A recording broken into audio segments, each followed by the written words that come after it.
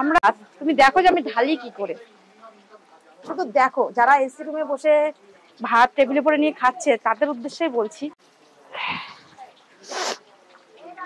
আমরা কিন্তু অতটা হাইফাই ঘরের বউ না, আমরা গরিব মানুষ, যার জন্য আমাদের খেটে খেতে হয়।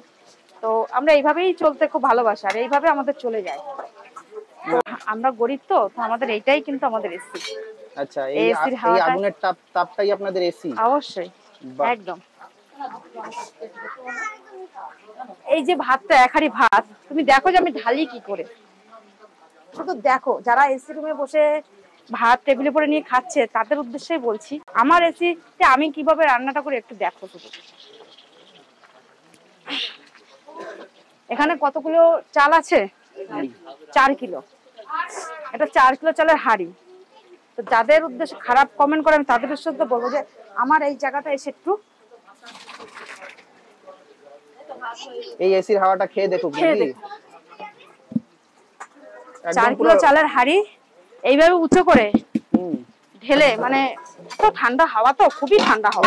ওই তো দেখতে পাচ্ছি ঠান্ডা ঠান্ডা পুরো একদম, মানে বরফের হাওয়া বের হচ্ছে একদম। এসি রুমে অনেক সময় ফ্রিজ বন্ধ থাকলে দেখবে খুললে এরকম একটা হাওয়া বের, ঠিক সেই হাওয়াটা এটা।